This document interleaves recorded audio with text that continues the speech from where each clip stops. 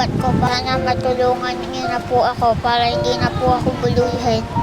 Naasar mo lang ako lang pag ayaw na niyang pumasok.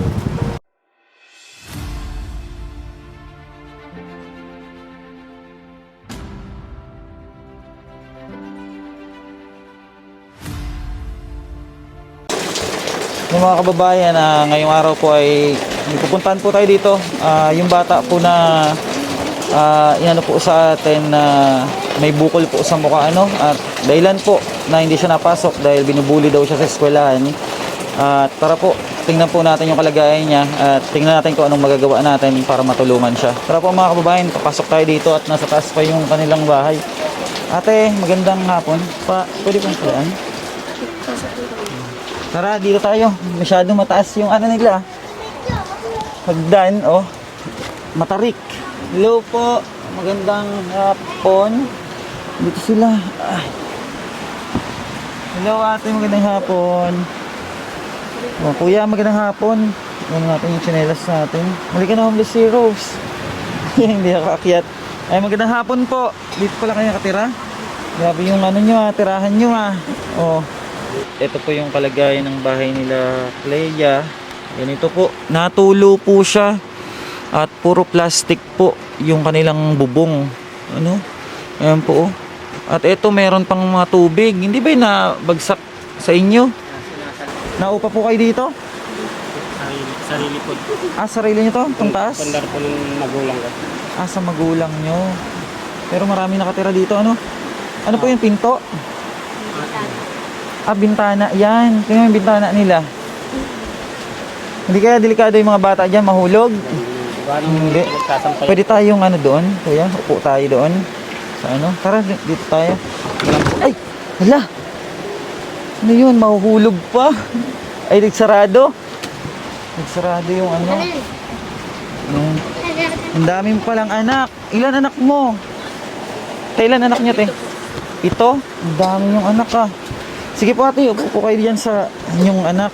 Kay si kuya. Kuya, halika kuya. Ay! Ang dami anak ni ate Ilan yan sila? 7. Ang dami, maliliit pa. Tingnan po, maliliit pa yung mga anak nila. Pwede pong paano muna natin ito? Pa-off muna. Para malinaw po yung ating pag-uusap.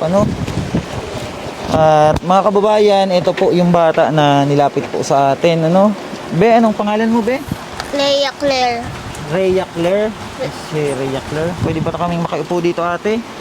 Halika, ate. Dito ka sa tabi. Tapos si kuya. Saan mo si kuya? Anong pangalan? Daddy. Daddy ang tawag mo kay sister mo?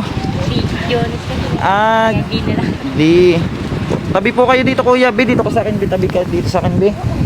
At ayan. At ito po mga kababayan, at si Clea ay hindi daw po napasok na ng school, pero dati ay napasok siya. Ngayon po tatanungin po natin yung kanyang magulang kung ano bang nangyari kay Clea, kung bakit naging ganito po yung kanyang itsura, yung kung paano po yung bukol na tumutubo sa kanyang mukha. Kuya, ano pong nangyari sa anak nyo? Ano pong nangyari ba dito kay Clea? Ano po yan, nung pinanganak, inborn po. Inborn na. At matagal na po yan na na ganyan na yung itsura, or maliit lang siya noon? Nung baby po, meron na po yan. Parang kagat lang ng langgam. Parang kagat lang ng langgam nung baby siya. Tapos napapansin nyo hanggang sa lumalaki na. Sinabihan din po kami nung doktor na Sige po, lakasan nyo po yung boss nyo para marinig po kayo. dalhin daw po namin sa PGH. Hindi pa po namin alam kung paano pumunta ng kaya hindi po namin nasikaso. Hindi nyo alam kung paano pumunta doon. Luwas Pero yun ang sabi sa inyo. Opo. Nadali nyo sa PGH. Wala pang nagiging laboratory sa kanya. Yung ngayon po. Opo, yung ngayon. Maraming laboratory nangyari. Kaso, ano pong dahilan? Bakit hindi natutuloy? Hindi na... Pinag-aaralan ko na kasi maselan daw po yung pinag-aaralan. Kasi ano nga naman, kailangan bago nila gawin, kailangan mapag-aralan para maging safe naman yung bata. At ilan po ang anak nyo? Ilan po? 7. 7 ang anak nyo. At ganyan po sila kaliliit. Maliliit pa po ang mga anak nila. Ha? Isang grade 10, grade 9. Ayan. Oo, ayan pa. Maliliit pa. Maliliit pa yung mga bata. Oh. Tapos si Clea po, pang ilan po siya? Pangatlo po sa Pangatlo sa... panganay po. Lakasan niya po yung boses Pangatlo niya. po sa panganay. Pangatlo sa panganay. Pangatlo sa panganay si Clea. At hindi na siya talaga nag-school. Hindi nag-school po. Hindi lang po siya pumasok gawa ng nagkasugat sa mata. Ay sa paa po. Nahirapan po siyang maglakad. Tapos, Yun ba ang dahilan kung ba't di na siya po, napasok? parang may kaklase daw po kasi siyang pinaano siya, binubuli. Sinasabihan siya ng ganyan. Ah, inaano Kaya siya, parang ayaw niya inaasar pumasok siya sa eskwelahan. Oo. At ano po, si Clea po ay ano, masipag naman na bata, mabait. Pero mabait po yun. Ha? Ba't parang naiyak ka ate? Siyempre, naawa ko sa anak ko na gusto kong ma-opera ng mga gumaling na siya para makapag-aral ka ng mabuti. Pag inaasar siya, nasasaktan ka? Siyempre, pinuntahan ko nga po yung teacher, sinabihan ko na kaya si Clem, naasar mo lang ang klase, magsasabihan na lang daw ko. Nakakarating sa inyo na inaasar yung anak niyo? Opo, may nagsusumbong po sa akin. Pisan po niya. Kaya parang ayaw na niyang pumasok. Ayaw niya pumasok sa school. Yun pala yung dahilan. Kaya yung bata pinanghihinaan ng loob na mag-aral. Kawawa naman si Clea. At kayo po yung nagtatrabaho. Po. Ang gabi nga po. May pasok pa kayo ngayong gabi. Ngayon si kuya ang naiiwan. Siya yung nagbabantay sa mga anak niya. Nagbabantay. Tapos kayo kuya, kayo din yung kasama ni Clea kapag may check up siya. Opo. Sa October po may check-up yan. Sa October. October 2. Sa split surgery po. Bali, kuya, ikaw yung nakakasama ni Clea. Anong pakiramdam na sinasamahan mo siya sa mga ospital tapos gano'n ang nangyayari na parang walang nagiging maayos na resulta? Anong nararamdaman mo bilang ama? Mahirap po. Gawa ng araw-araw po namin ginagawa yun eh. Maaga po kami umaalis. Commute lang po ang ginagawa namin. Pagdating namin doon, minsan sakto lang po yung dala namin. Sakto lang yung dala mo. Hindi inaano na lang po namin yung pagkain namin kahit biskwit lang po. Pinagtsatsagaan na lang po namin. Anong pinagkakakitaan mo ngayon kuya? Wala? May pinagkakitaan ka ba? Pumapasok na yun. Pinasok ko yung trabaho. Kaya lang kuminsan. Walang pasok. On-call. Walang pasok. Magkasama kayo? Magkaiba po kami ng shift. Magkaiba ng shift. Pauwi lang na. Paano yan pag, alam ba, natatiming na dalawa kayo napasok, yung mga anak niyo sila nag-aalaga? Hindi po. Nagpaano po ako ng shift para magkaiba. Para magkaiba kayo. Pero kuminsan po, nandito kami. Mas wala po kami pasok. Okay, oo. Tanungin lang natin si Clea, Si Clea. Usapin lang natin si Clea. Be, kamusta ka, Be? Okay lang. Okay ka lang? Hindi ka daw pumasok. Anong dahilan? Ba't hindi ka pumapasok sa school? Nakaasar ako ng mga klase ko. Inaasar ka nila? Anong sinasabi sa'yo nila? Bukol. Bukol? Inaasar ka nilang bukol? Pag sinasabihan ka nila ng gano'n, anong sinasabi mo sa kanila? Hindi ko na lang pinapansin. Hindi mo lang pinapansin. Pero nahihiya ka, nasasaktan ka, syempre, di ba? Kaya hindi ka napasok. Be, kung sakali, anong wish mo? Anong wish mo ngayon? Sana Sana matanggal na yung sugat ko para hindi na ako bulihin. para hindi ka nabulihin. Kawawa naman si Clea. Ngayon, dahil hindi ka nakakapasok sa school, kaya lagi kang absent. May module naman din po siya. Nagmo-module siya. May module. inanuan nyo siya, narequestan nyo siya ng module. Kaya mag-module na lang daw po siya. Kasi hindi ko po nakukuha. Module na lang daw siya. Pag hindi At- ko niya kayang pumasok, mag-module na lang daw po. Mm. Excuse na lang. Anong anong pakiramdam na may ganyan kang kapansanan na pag inaasar ka ng mga classmate mo? Mahirap ba? Mahirap? Ano pa yung mga naranasan mo na sinasabi nila sa iyo? Ayun lang. Yun lang, bukol. Inaasar ka nilang bukol. Huwag mo na lang silang pansinin, ha? Kasi swerte nga sila, di ba? Hindi binigay sa kanila yung ganyan.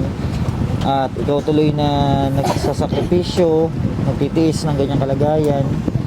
Di ba? Mas malawak pa rin yung pangunawa mo kaysa mga taong kompleto, yung pangangatawan, walang kapansanan. At may galit ka ba sa mga tao na nagsasabi sa'yo ng ganun? Wala. Wala kang galit sa kanila. Ano bang pangarap ni Clea paglaki? Doktor. Gusto mong maging doktor para Matulungan ko din yung may mga sakit. matulungan mo rin sila. Sana po matulungan si Clea, dahil napakahirap ng kalagayan niya. At dahilan po hindi siya nakakapasok ng school dahil naasar siya ng mga classmate niya. Kahit sino naman po siguro na tukso-tuksuhin, talagang panghihinaan ng loob para patuloy sa pag-aaral. Diba? At anong wish mo, be? Anong wish mo? Sana Sana matanggal na yung bukol sa mukha ko para hindi na ako asarin. sana daw matanggal na yung bukol sa mukha niya para hindi na siya asarin. Kaya mo, be, at malay mo, may mga kababayan tayo, na makatulong din sa atin para gumaling na yung mo. Nahihirapan ka na ba ng ganyan sitwasyon? Nahihirapan ka? Ano naman si Clea? Ilang taon ka na pala, Clea? 11, pero maliit siya, Hindi yung tugma yung edad niya sa laki niya. Siguro dahil dala ng niya sa sa mukha. Ano po? Ay, may mga iniinom siyang gamot. Reseta sa kanya. Pero para saan daw yun yung mga gamot na yun? Ano ba, iniinom na gamot o nililinisan? Yun lang ang niya ngayon. Pinatigil pong gamot sa kanya eh. Titingnan na lang po. Titingnan lang nila? Anong titingnan po? Para pinatigil kasi Walang resulta. Walang resultang nangyayari. At kawawa naman to si Clea. Bali po, anong pangunahing pangangailangan niyo po para kay Clea? May pa siya, yung panlinis niya, binibili niyo rin?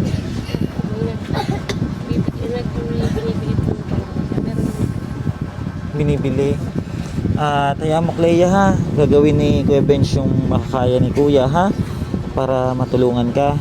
Kung sakali man, alam mo na may taong mga mabubuti ang puso, yung mga kababayan natin na nakasubaybay lang, at malay mo matulungan nila tayo, at hayaan mo, gagawin ko yung lahat, susubukan natin na matulungan kita, ha? At magpakabait ka, ha? Pag inaasar ka nila ng ganun, huwag mo nang sagutin, hayaan mo na lang sila, ha? At pag ginagawa nila yon, mag-pray ka na lang kay God, ha? Na sana po gumaling na po ako, mawala na tong ko sa mukha kasi nasasaktan po ako pag inaasar nila ako. Pero wag mo na lang silang papansinin, ha? Mag-aral ka, ha? Pumasok ka sa school, wag mong ipakita na na mahina ka. Tatagan mo yung loob mo. Kaya po sinasabi ko sa kanya pumasok. Sabihin, ayaw, iiyak ka. Pumasok. Tatagan mo yung loob mo, be, ha? Pasok ka, ha? Pangako mo sa akin, ha? Parang yung mga daliri niya? Mag-nail cutter ka, Parang maliliit ang mga niya. Daliri, maliliit. Kailan ang birthday mo? September 21. September 21? Anong araw na ba ngayon? September 29, no? Belated happy birthday. Anong handa mo ng birthday mo? Spaghetti. Pinagandaan ka na mama. At pray ka lang ha. Kayo po na yun, pray lang din kayo ha. At sana may makakuha tayo ng mga tao na kababayan natin na makapansin ang kalagayan ni Clea. Dahil kawawa naman yung bata, nakakaranas siya ng bully dahil sa kanyang tsura. Pero sino ba naman ang may gusto na ganyan yung mangyari, di ba? At ganyan yung maging itsura niya. At sa ngayon po, magpapaabot muna kami ng tulong. Clea, papaabot ako siya ng tulong ha. Bili ka kung anong gusto mo ha. Tapos, syempre, bili kayong ulam nyo, tapos bigas ha. Titingnan natin kung anong tulong may pagkakaloob sa atin ni God ha. At kuya, may kayo? May follow up check up ba sana kayo or wala? Meron? Sa Lunes po. Sa Lunes po, saan po? Sa PGH po. Pupunta kayo ng PGH sa Monday. Pupunta kayo kuya? Kaming dalawa po nalawas ng PG. Oo. Anong araw ba ngayon? Biyernes? Bibigyan kita ng pera kuya. I-follow up mo yung niya. Tapos dapat pagbalik ko, nalaman ko kung anong sabi sa inyo ng doktor. Ha? Bibigyan kita ng pamasahe nyo, panggastos nyo. Pero maliit lang muna to ha. At sana makatulong. Kahit paano ha. May po talaga kami. Kaso nagte-text na lang po talaga yung doktor pagka may follow up na po kami. May magte-text sila? Nagte-text po. Mga gaano katagal bago mag-text? Mga linggo po ang mga 2 linggo, 1 linggo. Bago mag-message. Apo. Pero nagme-message naman Apo, sila. may message naman po. Ngayon may message kayo para pumunta kayo ng Monday. Meron po. Meron po, Monday, Sige, mag-iiwan kami sa inyo ng muna. Lang to ha. Pagpasensyahan nyo muna kasi maliit lang to ha. Pero sana magamit para makapunta kayo ng PGH, ma-check upan nyo si ma-follow up check up nyo. Hindi naman po kami ng schedule. Dire-diretso po namin. Pag kami kahit pamasahe lang po na dadala po namin, pumupunta po kami. Kahit pamasahe lang dala nyo. Paano pagkain nyo? Kailangan po kasi ng schedule eh. Mahirap po kasi kumuha ng schedule. Pag wala kayong dalang extra pera, hindi kinakain? Nautang na lang po muna ako sa tindahan. Yun ang binabaon nyo? Opo. Anong inuutang mo? Mga biscuit? Opo, ganyan? mga biskuit. Mga pambaon lang po. Para may lang po kami doon. May makain kayo kahit paano. Opo. Ang hirap pa naman ng biyahe, no? Hirap po talagang lalo na pag bumiyahe. gutom. Diba? Minsan nga po nag-uulan pa po eh. Pag nag-uulan. Nabaha pa po doon. Kaya nga, at naranasan din namin yan pag napunta kami ng PGH na dadala kami doon ng mga pasyente. Pero balitaan nyo kami kuya ha kung anong resulta ni Clea. Bali, bibigay tayo ng konting tulong muna sa kanila para gamitin nila sa check up ni Clea sa Monday. Parang nawawala yung pera ko. Ano ba yung pera ko? Plus TV. Natin. Kung sakaling ooperahan si Clea, malaking yun. Pero dapat talaga sa public na pwedeng yung niya, yung operasyon niya ba?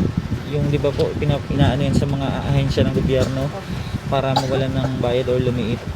Sana ganun ang mangyari at sana magkaroon ng resulta agad yung kanyang laboratory, makita na kung at Nga po, sana po matapos na po yung laboratory niya.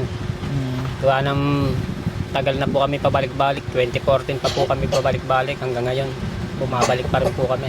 2014, ilang taon na. Expired uli yung mga laboratory niya o OJT. Oo, at samahan niyo po ng dasal at walang imposible kay God, Ngayon at bigay muna kami sa inyo ng ito, sana magamit nyo to kuya 5,000. Tapos bila mo si Clea kung anong gusto niya para naman maibsan yung lungkot ng bata na to. Clea, ha? Bibili ka, anong bang gusto mo? Ha? Gusto mo Barbie doll? Nagba-Barbie ka pa ba? Ha? Hindi na. Ayaw mo na? Ha? Ayaw mo ng Barbie, be? Gusto mo Barbie? Ako pagbalik ko, bibilang kitang Barbie. Yung nagsasalita, gusto mo? Ha? Sabi ate Clea, kain na ako, ganon. Magpakabait ka ha, at maging masunurin na bata ha. At kuya, anong masasabi nyo? Galing yan sa mga followers natin, subscribers. Salamatan nyo po sila. Maraming salamat po sa mga followers po. Subscribers, Ben. mga OFW. Mga OFW Mga natin. OFW po dito. Ikaw ate, pasalamatan mo sila ate. Maraming salamat po sa mga sumusuporta sa mga followers ko ng Bench TV at sa mga tumutulong po sa kanila sa mga OFW. Ayan po ano. At ikaw be, ate Clea, pasalamatan mo sila ate Clea. Sige na, huwag ka mahiya. Salamat po sa inyo. Salamat po sa inyo. Sana yung wish mo ano uli? Sana matulungan niyo na po ako para hindi na po ako buluhin. At yun po ang ano, kahilingan ng batang ito na si Clea ano. So ngayon mga kababayan, maraming salamat po muli ano. At sana makatulong kahit paano yung pinagkaloob natin sa kanila. At sana dumating yung time na maoperahan si Clea at maging maayos na uli yung kanyang itsura. At God, ikaw na po ang bahala ano, sa lahat po ng aming mga ginagawa. Sana igabayan nyo kami at ituro nyo sa amin yung tamang ano, daan na aming tatahakin upang mas makatulong kami sa aming mga kababayan. Sa muli po, maraming salamat po. At ano po tayo ha, asusin nyo po yung ano ni Clea ha. O mag-iingat kayo. Ikaw be, mag-school ka ha. Ha, pangako ha. O ayan po, at maraming salamat po and God bless. At thank you so much po sa buong suporta. Please subscribe po Homeless Heroes and Christ TV, Ricky Vlog and Madam Ya and Maros Vlog. Maraming salamat po and God bless you all mga kababayan. Thank you so much.